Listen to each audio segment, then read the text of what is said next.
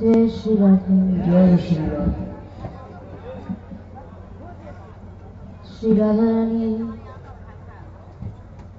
परिक्रमा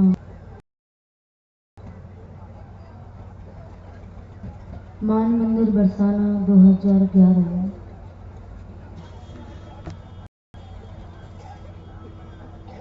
23वां पड़ाव को अष्टमी तिथि गुरुवार के दिन बंती गांव में पड़ा हुआ।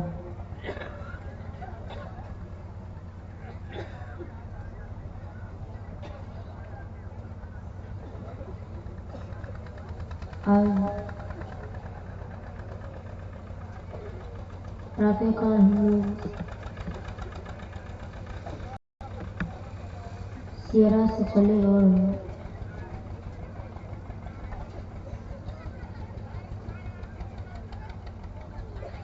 कारावादी गांव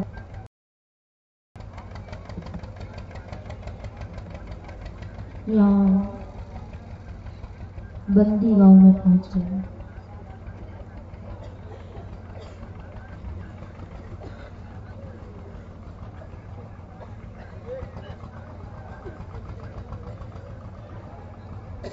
कारव गांव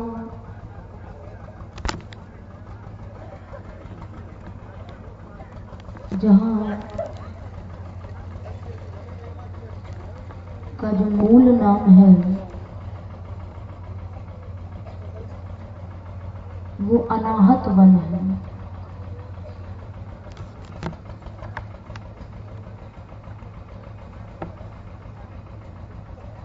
श्री कृष्ण के समय में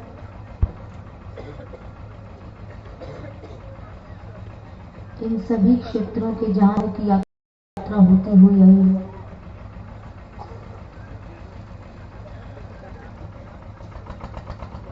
वो सब अलग नाम थे और वर्तमान में उन सभी नामों का अपभ्रंश हो गया।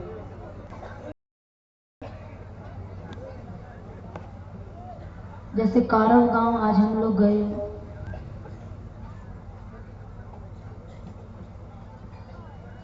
इसका कृष्णकालीन नाम अनाहत वन था।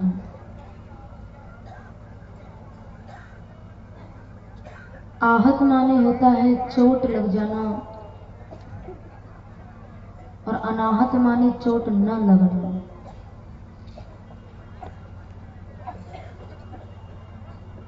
उस क्षेत्र में ग्वाल वालों के साथ श्री कृष्ण अनेकों बाल लीलाएं, सक्षरस की लीलाएं की। उसके अलावा भी अनाहत वन इस जगह का नाम क्यों हुआ,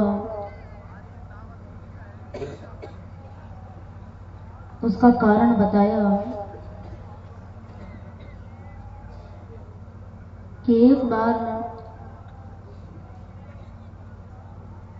पाटलिपुत्र पटना से जब जरासंध युद्ध करने के लिए आया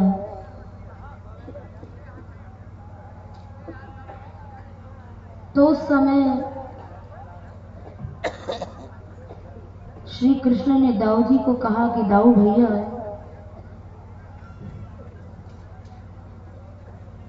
इन सभी ने हम लोगों को अपना रक्षक माना है, इसलिए यहाँ के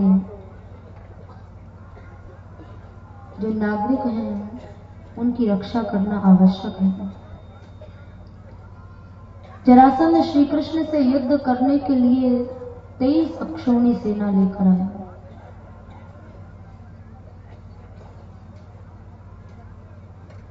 मथुरा की नर नारियां, मथुरा के सब लोग, वहां के सब नागरिक अपनी अपनी अटारियों पर चढ़कर ये युद्ध देख रहे थे।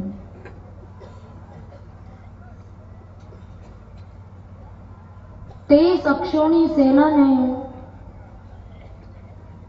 श्री कृष्ण बलराम की छोटी सी सेना को ढक दिया। दोनों भाइयों का जब रथ नहीं दिखाई दिया तो जितने भी नागरिक थे वो सब घबरा गए, भयभीत हो गए। मथुरा की नारी अपनी अटारियों पर पड़ी। अन्य जितने नागरिक थे सब आपस में पूछने लगे, कृष्ण को कोई आहत तो नहीं हुआ, कृष्ण को चोट तो नहीं लगी। थोड़ी देर बाद देखा कि सारी सेना का संहार करते हुए दोनों भाइयों का रथ बीच से उदय हो गया। युद्ध देखने वाले नागरिकों ने उन नारियों को जो मूर्छित पड़ी हुई थी उनको जगाया और कहा कि देखो, तुम लोग दुख ना करो, कृष्ण को कोई आहत नहीं पूछा है, कृष्ण अनाहत है, वो बिल्कुल। जरासंध के युद्ध में उन्हें कोई चोट नहीं लगी है, तुम चिंता ना करो। इसलिए उस क्षेत्र का नाम अनाहत वन पड़ गया। इसके अलावा भी सक्षरस की लीला भी। सक्षरस की लीला में एक बार ठाकुर जी ग्वाल वालों के साथ वहां चौगान का खेल खेल रहे थे। चौगान का खेल, उसमें एक गेंद होती है और जितने लोग खेलते हैं वो सब उस गेंद को मारते हैं। चौगान दो प्रकार से खेला जाता है। गेंद को मारते हुए भी, और दूसरा तरीका घोड़े पे चढ़ के भी चौगान खेला जाता है। तो यहाँ ठाकुर जी घोड़े पर चढ़कर चौगान ग्वाल वालों के साथ खेले हैं अनाहत वन में। तो जब ठाकुर जी ग्वाल वालों के साथ चौगान खेल रहे थे तो एक सखा ने गेंद को लिया और बहुत दूर फेंक दिया। तो ठाकुर जी ने इस गेंद को चढ़कर उस गेंद को दूर लेकर भाग गए। बाकी जितने सखा थे सबके सब बाबा की सौगंध खाने लगे कि मैं अपने बाबा की सौगंध खा के कह रहे हूं, मैं कृष्ण को पकड़ लूंगा और कृष्ण से गेंद छीन लूंगा। दूसरा बोला, तू कैसे ले लेगो तोते, पहले मैं कृष्ण से गेंद छीन लूंगा।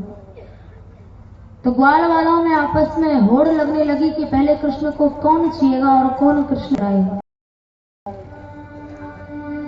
इन सब लीलाओं की अनुभूति महापुरुषों को हुई है। उन्होंने अपनी अपनी वाणियों में इन सब लीलाओं को लिखा। गोपाल मई खेलत हैं चौगान,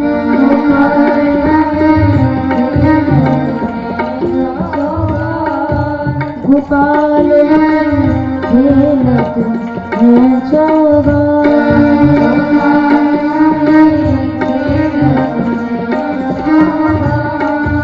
गोपाल मई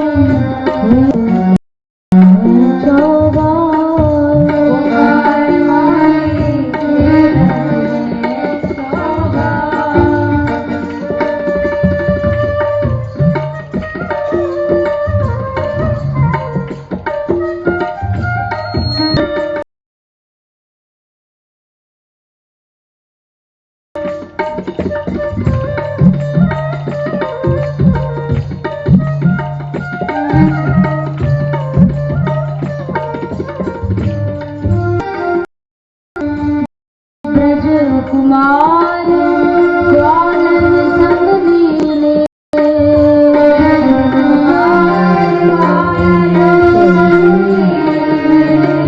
ब्रज कुमार ग्वालन संग लीले,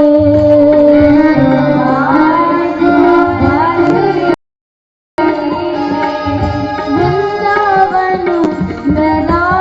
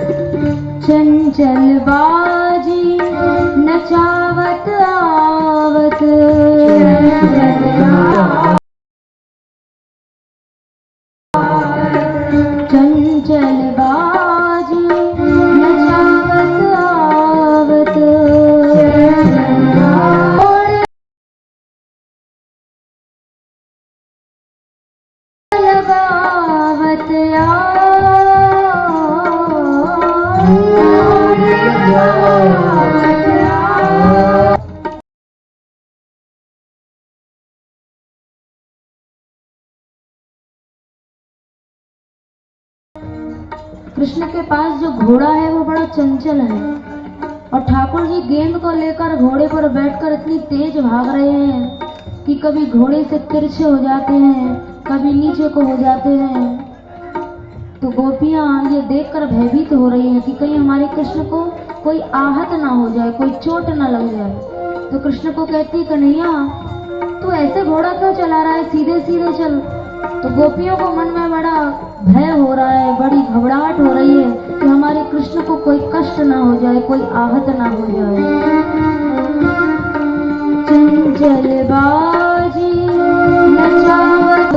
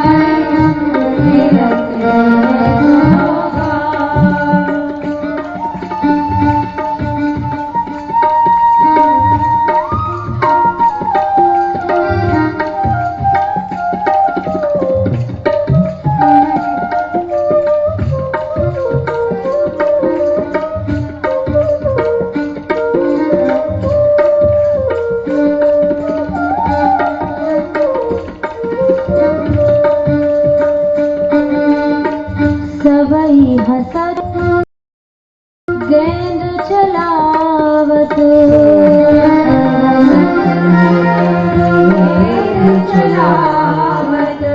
सबही हंसत हैं गेंद चलावत।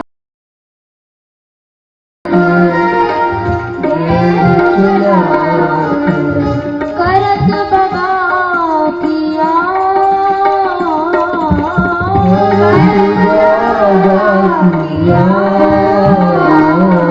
गोपाल माई खेलत हैं चौगार। गोपाल माई खेलत हैं चौगार।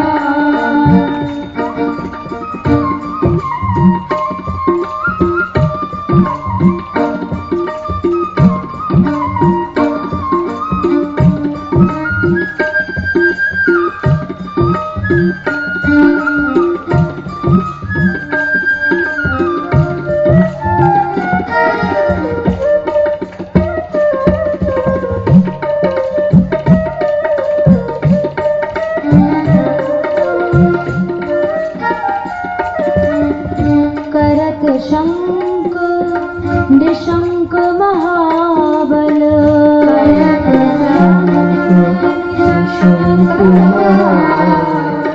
ग्वाल वालों ने जाकर श्री कृष्ण को पकड़ लिया और हाथ से जो गेंद थी उसको छीनने लगे। आपस में जब कहता मैं लूंगा, दूसरा कहता नहीं मैं लूंगा, तीसरा कहता तू कैसे लेगा, मैं लूंगा। तो छीना झपटी में श्री कृष्ण के हाथ को कभी दाएं कर दें, कभी बाएं कर दें, कभी ऊपर उछाल दें। तो ग्वाल वालों को स्वयं को शंका हो गई। करत शंख निशंक महाबल, उनको स्वयं को शंका होने लगी कि कहीं हमारी छीना झपटी में हमारी हत ना हो जाए, कृष्ण को कष्ट ना हो जाए। तो ग्वाल वालों ने छीना झपटी को वहीं बंद कर दिया। वहां कृष्ण को कोई आहत नहीं हुआ, इसलिए उस वन का नाम अनाहत वन पड़ा। चोट नहीं लगी, कोई कष्ट नहीं हुआ, इसलिए उस क्षेत्र का नाम अनाहत हुआ।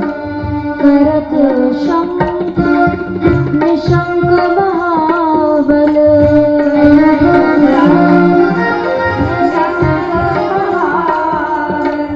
हरति पत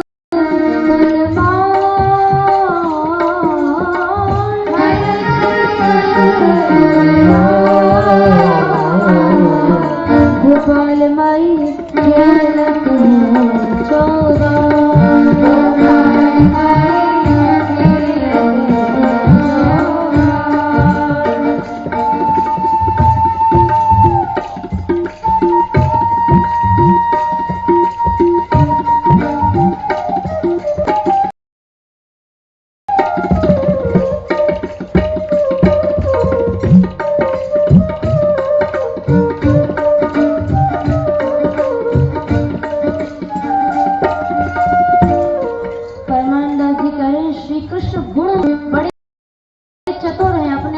बचा लिया। परमानंद दास को ठाकुर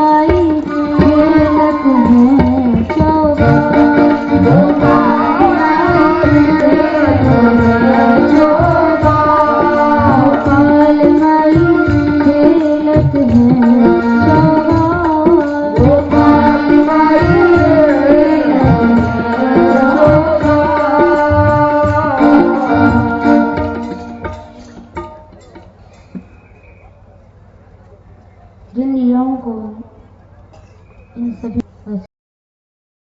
देखा,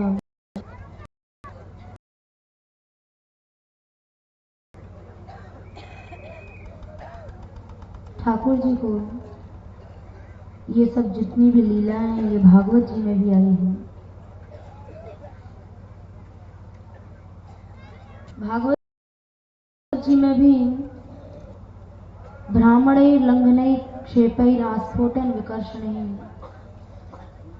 चिक्रीडतुर्न युद्धेन काक पक्ष धुरौ क्वचित। ठाकुर जी ने जो लीलाएं की हैं, ब्राह्मणे गेंद को घुमा रहे हैं चारों ओर, लंघने ऊंची ऊंची कूद कूद रहे हैं, युद्ध में कभी कुश्ती करते हैं, कभी ताल ठोकते हैं। ऐसी अनेकों लीलाएं ठाकुर जी ने यहाँ इस वन में की हैं। श्री कृष्ण समय में इस वन का नाम इसीलिए अनाहत वन था, जिसे आज वर्तमान में कारव गांव कहते हैं। श्रृंगार रस की लीला में उस गांव से, उस क्षेत्र से संबंधित ऐसे अनेकों पद मिलते हैं। सखियां राधा रानी को कहती हैं कि हे राधे, तुम्हारे नेत्रों के बाण से श्री कृष्ण आहत हुए हैं, लेकिन ऐसे आहत भी नहीं हुए जो कि सीधे दशम स्थिति पर पहुंच जाए।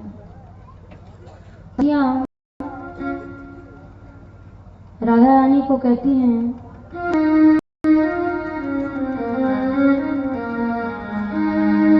तेरे मोहन को चित लियो लियो, तेरे मोहन को चित लियो लियो, तेरे मोहन को चित लियो लियो,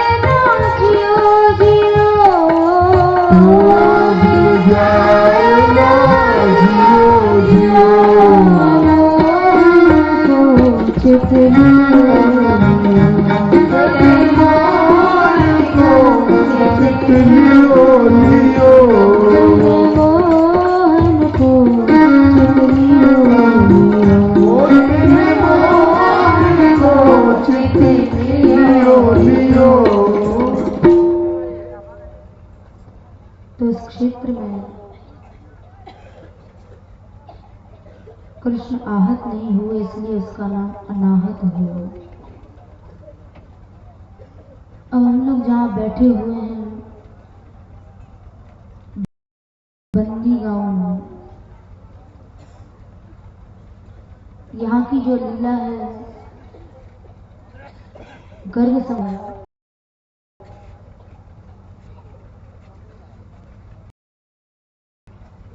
यहाँ जो दो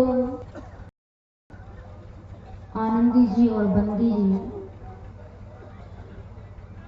ये दो श्री,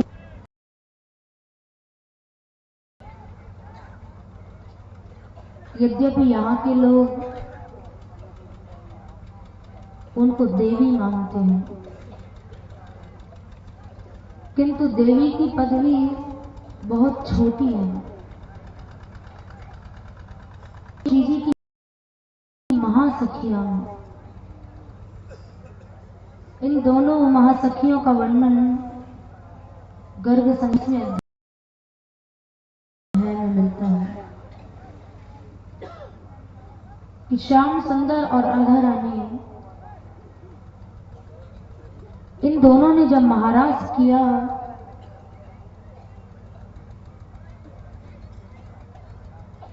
उसके पश्चात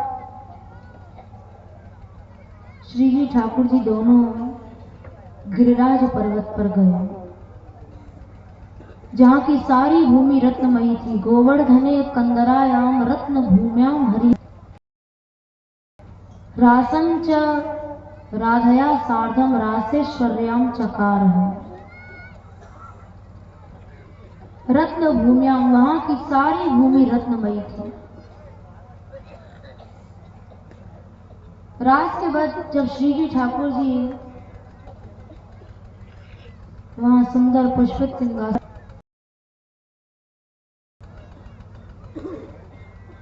तो वहां श्री जी का जितनी भी उनकी मां सखियां हैं, सखी सहचरियां हैं, उन सभी ने श्रृंगार किया।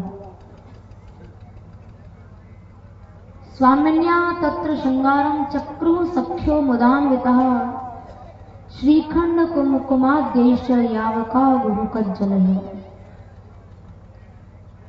काजल, यावक यानी महावर जिसे कहते हैं, केशर, कस्तूरी आदि से श्री जी का श्रृंगार करना सखियों ने आरंभ किया। उनमें सबसे पहले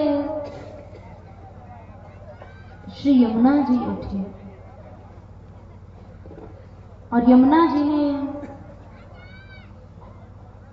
राधा रानी को उनके चरणों में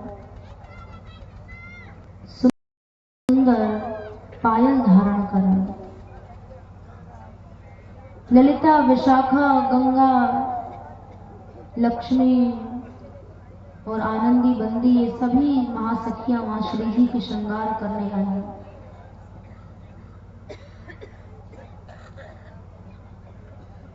भगवती दुर्गा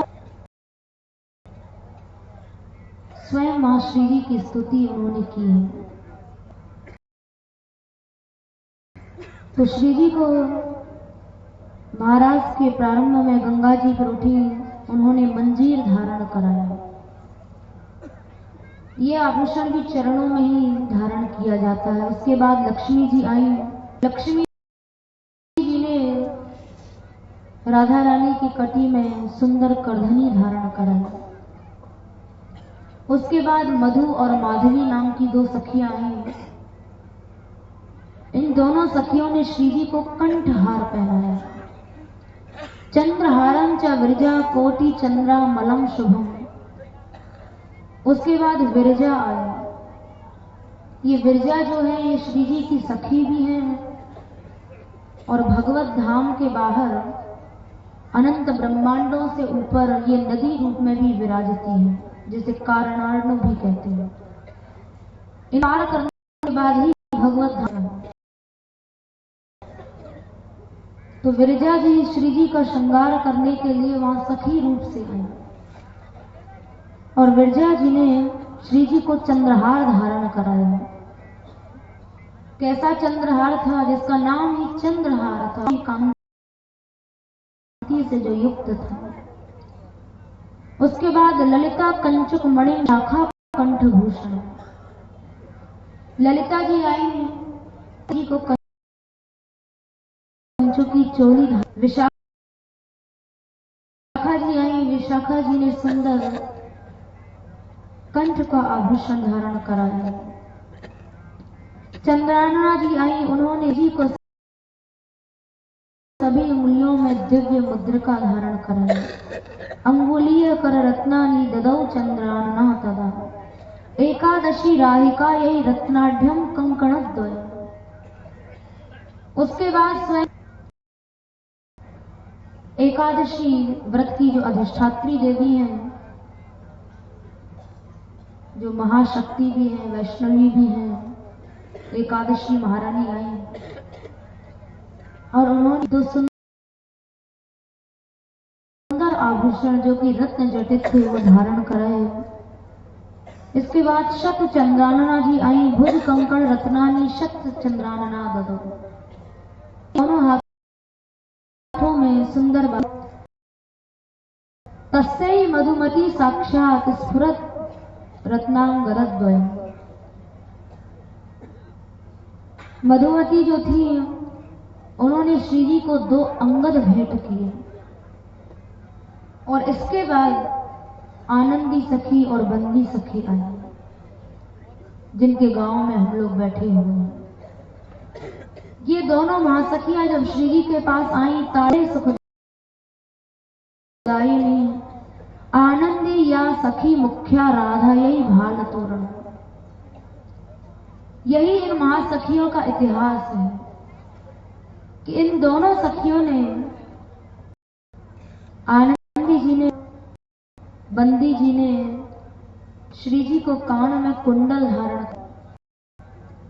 और मस्तक पर भाल तोरण धारण कराया, जो मस्तक का आभूषण होता है। पद्मा जी आई। उन्होंने माथे की बेंदी धारण कराई। पद्मावती जी ने नासा मौक्तिक मालूलम ददौ पद्मावती सती। सती जी ने श्री जी की नासिका में मोती धारण कराया, जिसे कहते हैं। चंद्रकांता जी ने सूर्य की तरह चमकने वाला शीश फूल धारण कराया, क्योंकि ये श्रृंगार साधारण श्रृंगार नहीं था, ये महाराज का विशेष श्रृंगार हो रहा था।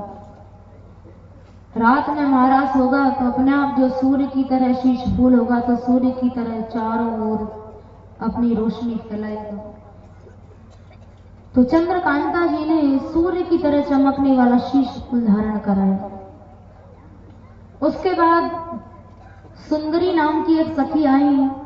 इन्होंने चूड़ामणि और प्रहर्षणी जी ने रत्नमयी वेणी प्रदान की।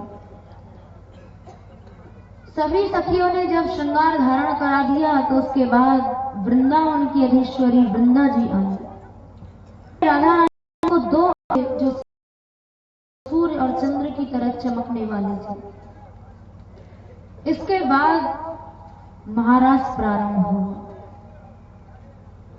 तो यह आनंदी बंदी जी की शास्त्र सम्मत कथा, यद्यपि ऐसी है कि वो उनको देवी स्वरूप मानते हैं, देवी पीठ मानते हैं, लेकिन देवी की पदवी तो बहुत छोटी है। जितनी भी देवियां हैं ये सब श्री जी की अंश और श्री जी की अंश कला से उत्पन्न हुई हैं। देवी बनना बड़ी बात नहीं है, श्री जी की सहचर्य महासखी बनना बड़ी बात है। तो गर्ग संहिता के अनुसार आनंदी जी और बंदी जी को श्री जी की महासखी माना, क्योंकि वहां इनको देवी इसलिए नहीं माना क्योंकि श्री जी की सभी सखियां भी देवी महादेवी सबसे बड़ी हैं। भारत का देवियों की मूल भवानी है, लेकिन हम तो भवानी से भी नहीं डरते हैं, फिर और देवियों की क्या चलेगी? क्यों नहीं डरते हैं? उसका कारण है चाकर राधा रानी के हम चाकर,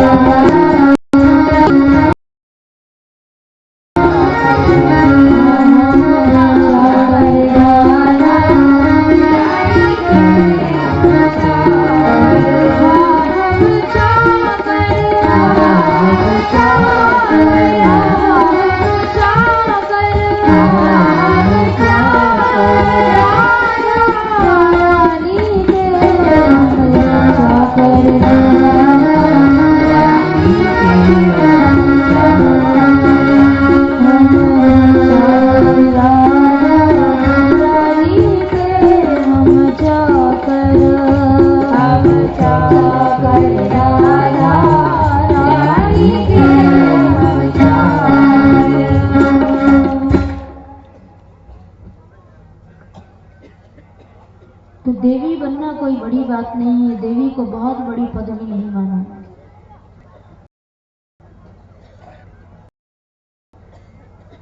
आनंदी और बंदी जी, ये तो ब्रज में अनेकों देवी पीठ हैं।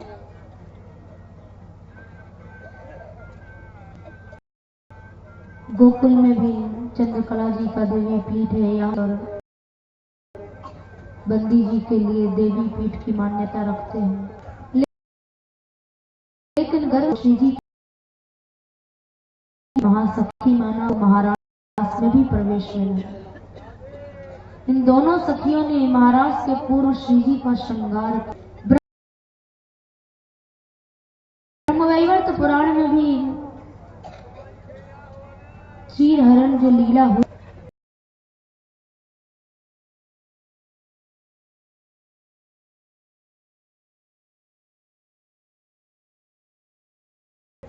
उन सभी कुंवारी कन्याओं के साथ वहां श्री जी ने भी कात्यायनी देवी की पूजा की।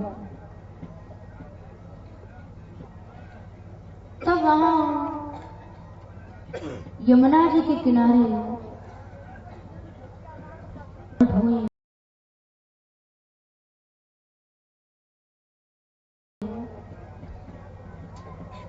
श्री जी समेत सभी महासखियों ने उनको प्रणाम किया। तो वहां स्वयं भगवती दुर्गा ने राधा रानी की स्तुति की। जगदम्बा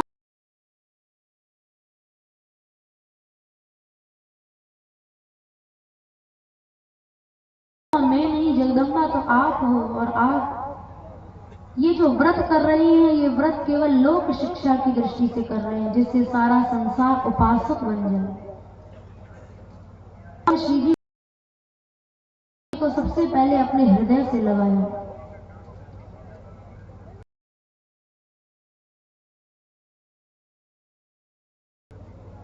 तुम श्रीहरि की प्राण वल्लभा हो।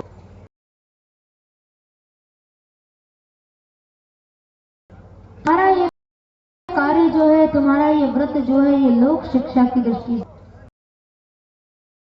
इस व्रत को करके तुम लोगों को उपासना सिखा रही हो, क्योंकि संसार में उपासक कम है, उपासना लोग कम करते हैं, कामना ज्यादा करते हैं। तुम जैसे मानव रूप में प्रकट हुई हो, मानुषी नहीं हो। हे सुंदरी, हे राधे, गोलोक, श्री शैल, विटया विरजा के तट प्रांत रास मंडल, दिव्य मनोहर वृंदावन, ये सब तुम्हारे निवास स्थान हैं। रति चौर, श्याम सुंदर जो नारियों के चित्त को खींच लेते हैं। तुम उन श्री कृष्ण के समान तेजस्विनी हो। जितनी भी संसार में देवांगनाएं हैं, गंधर्वियां हैं, सुंदर स्त्रियां हैं, वो सब आपके अंश और आपके अंश का अंश अर्थात कला से प्रकट हुई है। स्वयं भगवती दुर्गा श्री जी की स्तुति कर रही है कि हे राधे, तुम मानवी नहीं हो, श्री कृष्ण की प्राण रूपा हो। श्री कृष्ण तुम्हारे प्राण हैं और तुम श्री कृष्ण की प्राण हो।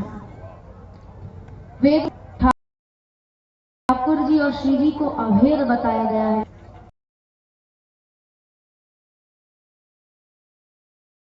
पूर्व के लिए 1000 वर्ष तक, लेकिन हजारों वर्ष तक तप करने के बाद भी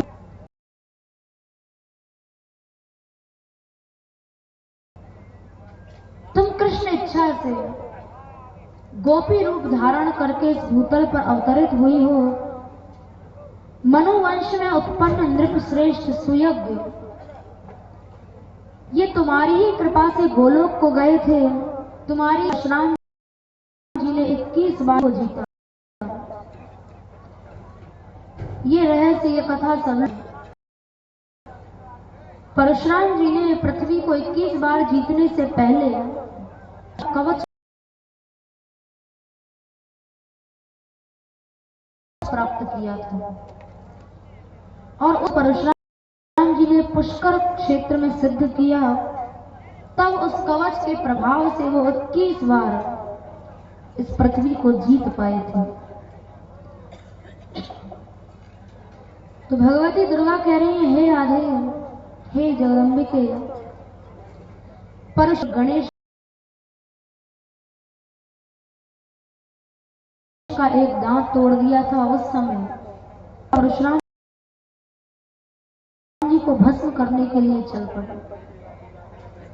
किंतु उस समय मेरी ही प्रसन्नता के लिए तुम वहां प्रकट हुई और तुमने मेरे से मना किया कि हे दुर्गे, प्राण के भक्षक हैं, इसलिए तुम उन्हें भस्म ना करो, उन्हें नष्ट मत करो।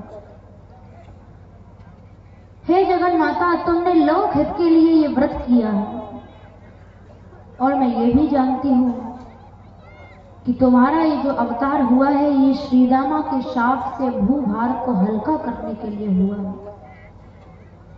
जन्म मृत्यु जरा का नाश करने वाली तुम ईश्वरी।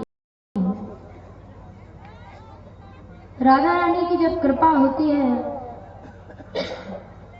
तो अपने आप जन्म मृत्यु जरा जितने भी काल के बंधन है इन सबसे जीव मुक्त हो जाता है। इतीव महतस्तवम निशम्य भानुनंदिनी।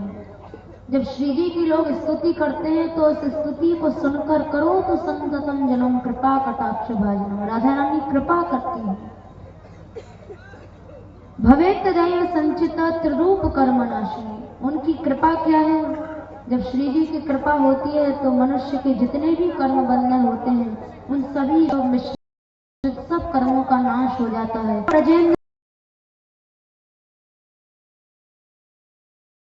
मंडल प्रवेशन। हे राधा रानी, पितृश्वरों की अयोनिजा कन्या कलावती से तुमने जन्म लिया। मैं स्वयं तुम्हारी अर्चना करती हूँ, किंतु इस समय तुमने मुझे देवी मानकर मेरा पूजन किया है, इसलिए मैं तुम्हें वर देती हूँ कि 3 महीने बाद जितनी भी गोपियों ने तुम्हारे साथ आराधन किया, साधना की, 3 महीने के बाद वृंदावन में महाराज क्रीड़ा संपन्न होगी।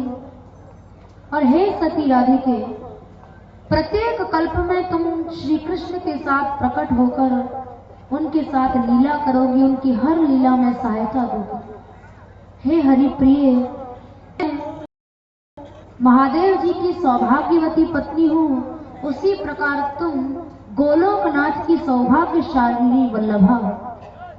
जैसे दूध में धवलता यानी सफेदी, अग्नि में दाह की शक्ति, भूमि में गंध और जल में शीतल, केवल लोग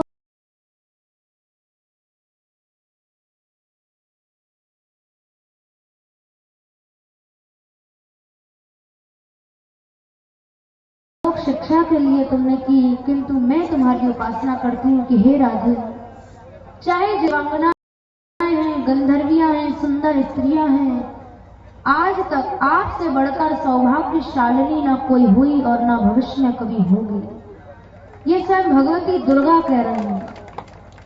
तुमने हमारी आराधना की, इसलिए मैं तुम्हें ये वरदान देती हूँ कि भगवान श्री कृष्ण, जो कि ब्रह्मा शिव इंद्र आदि देवताओं के भी वंदनीय हैं, वे सदा तुम्हारे रहेंगे। तुम जैसे उनको नचाओगी वैसे ही वो नाचेंगे। हे पतिव्रते स्त्री जाति में तुम विशेष सौभाग्यशालिनी हो। तुमसे बढ़कर स्त्री संसार में न कोई हुई और न हो सकती है। तो ब्रह्म वैवर्त पुराण के अनुसार जो भगवती दुर्गा ने श्री जी की स्तुति की, इस स्तुति से भी पानी का तो बहुत छोटा पद है। आनंदी और बंदी ये दोनों देवियां ही से बहुत आगे की बात है कि ये श्री जी की महासखियों में आती हैं। महासखियां जिन्होंने रास के पूर्व श्री जी का श्रृंगार किया था, उस समय ये दोनों महासखियां भी थी। इन्होंने भी श्री जी को ताटंक, भाल तोरण आदि आभूषण धारण कराए, जिससे श्री जी बड़ी प्रसन्न हुई और श्री जी ने प्रसन्न होकर फिर उन सास में प्रवेश दिया।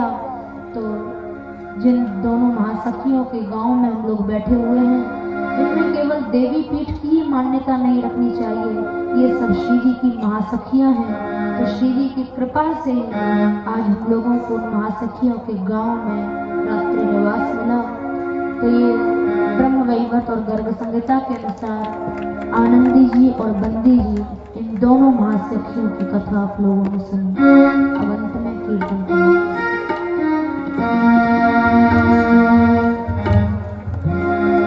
राधे गोविंद गोविंद राधे, राधे गोविंद गोविंद राधे, गोविंद गोविंद राधे, राधे गोविंद गोविंद राधे, गोविंद राधे गोपाल राधे, गोविंद राधे गोपाल राधे, गोविंद राधे गोपाल राधे, गोविंद राधे गोपाल राधे,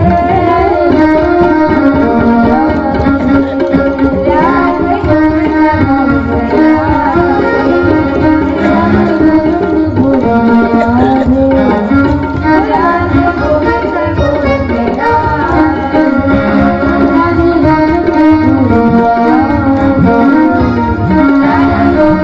राधे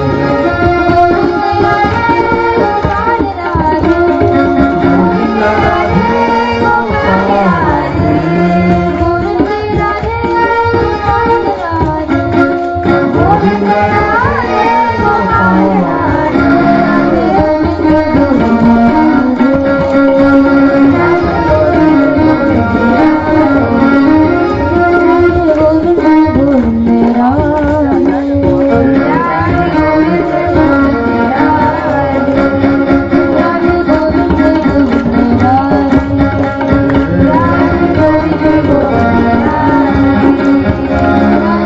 गोविंद राधे,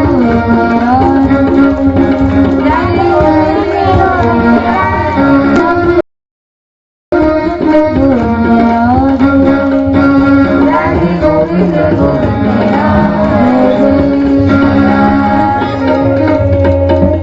श्री राधा मान बिहारी लाल की, श्री बरसाना धाम की।